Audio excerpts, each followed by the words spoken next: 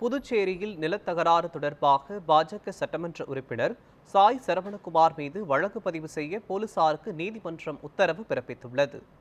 புதுச்சேரியில் நிலத்தகராறு காரணமாக பாஜக பிரமுகர் உமாசங்கர் வெட்டி கொலை செய்யப்பட்டதாக கூறப்படுகிறது.